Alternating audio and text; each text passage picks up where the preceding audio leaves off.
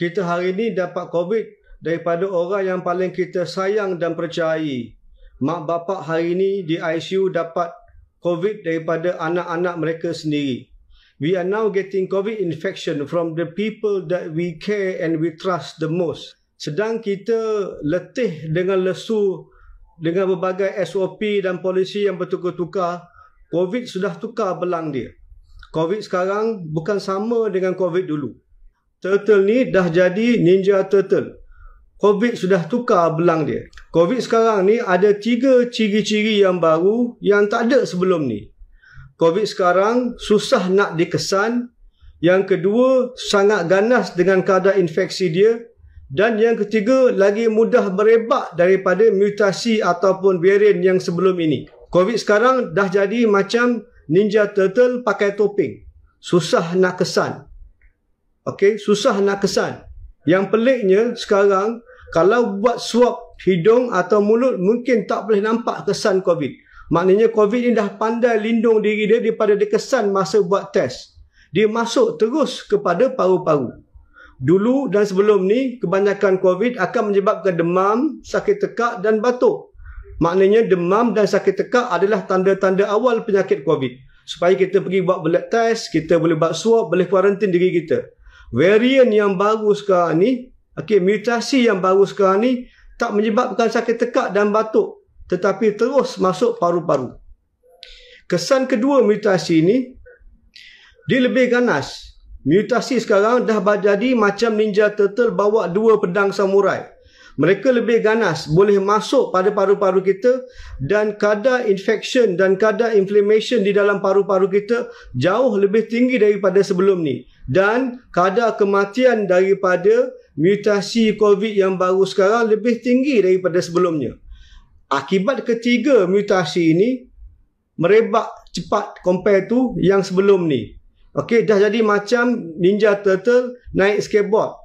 Di kebarangkalian jangkitan kuman COVID sekarang lebih tinggi daripada sebelum-sebelum ni. Kita kena faham dalam video ni, saya akan jelaskan secara simple tetapi secara mendalam supaya mudah kita amalkan SOP yang baru yang kita perlu tingkatkan. Nak faham COVID ni bukan susah. Nak faham COVID senang. Dia ada 2 pintu keluar dan 3 pintu masuk. Senang je. 2 pintu keluar, 3 pintu masuk. COVID ni keluar daripada orang pergi orang lain ada 2 pintu keluar saja. Satu hidung dan satu mulut. Okey, jadi air hidung, air liur yang keluar daripada hidung ataupun mulut adalah source of infection, adalah sumber infection. Tak ada sumber lain. Okey, dan pintu masuk COVID kena ke orang pula ada 3. Ada mata, ada hidung, ada mulut. Okey, jadi kita describe, kita tengok macam mana dia boleh pergi. Okey, cara pertama infection COVID ni boleh kena bila keluar, okey, daripada pintu keluar kita, daripada hidung, daripada mulut, keluar air liur, kena dekat tangan kita. Masa kita korek hidung ke, korek gigi ke, jadi ada kuman COVID dalam tangan kita. Jadi kita salam dengan orang lain. Orang tu pula kena air liur daripada tangan kita pergi tangan dia, dia pula bawa tangan dia kepada pintu masuk. Okey, apa dia pintu masuk tadi? 3, mata, hidung dan mulut. Jadi kalau pegang mata atau hidung atau mulut, jangkitan kuman daripada orang tu yang ada kat tangan kita boleh masuk ke badan kita melalui 3 pintu masuk tadi. Okey, yang kemudian air liur. Air liur tu pula kalau tak pergi objek, tak pergi tangan atau tak pergi pintu, dia boleh terus keluar daripada hidung kita atau mulut kita masuk dekat pintu masuk orang lain. Yang tu direct transmission. Dia ada 2 benda nama dia. Ada satu air liur yang besar yang kita nampak. Yang ni mode yang paling common. Cara yang paling common untuk kena jangkitan kuman COVID. Air liur besar kita panggil droplet. Yang kedua pula air liur yang kecil yang aerosol macam saya bincang hari itu. Air liur keluar daripada hidung kita, keluar daripada mulut kita, terutamanya bila kita buat benda-benda ni. Contohnya kita batuk, contohnya kita bersin, contohnya kita cakap kuat-kuat, ataupun kita menyanyi, ataupun kita menjerit. Okey, dan bila apa kita makan. Ada banyak COVID cluster yang berlaku dekat church for example, bila orang menyanyi dekat choir. Okey, ada banyak cluster COVID di restoran. Sebab tu tak dibenarkan makan di restoran. Sebab di restoran kita buka mask, kita makan, kita bercakap. Jadi banyak keluar droplet dan kadang-kadang mungkin keluar aerosol yang boleh menaikkan jangkitan kuman COVID pada orang-orang lain.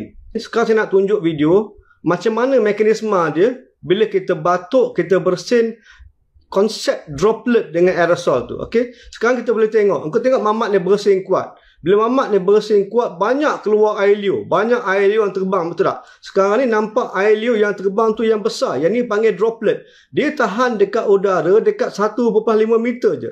Lepas 1.5 meter, dia akan jatuh ke bawah. Okey, sebab tu kita distance 1.5 meters. Tetapi dalam masa yang sama, tengok video tu. Selain daripada droplet air liur besar, ada banyak air liur yang kecil-kecil. Air liur yang kecil-kecilnya nama dia aerosol. Dia akan tahan di udara. Dia akan terbang dekat udara beberapa minit sampai berpuluh-puluh minit pun ada. Terpulang dengan kadar situasi perkitaran udara dalam masa tu.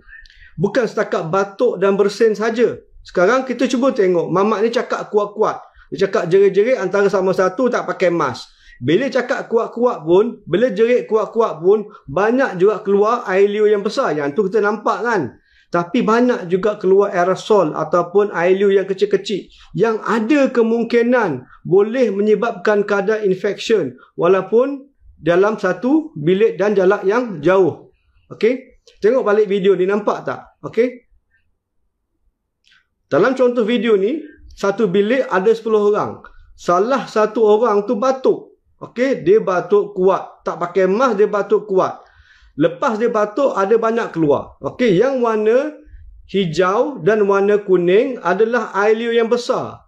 Air liur yang besar tu tak pergi jauh. Dia pergi 1 meter, 1.5 meter, lepas tu dia jauh.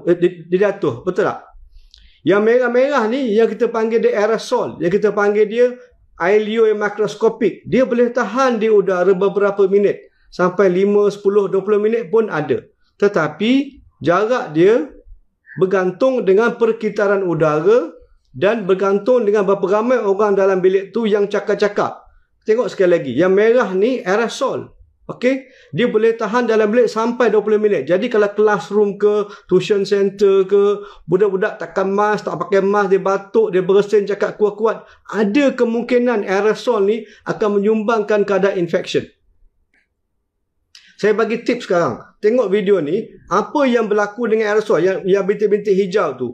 Bila buka je pintu, bila buka je tingkap, semua aerosol tu akan perlahan-perlahan keluar dan hilang daripada bilik.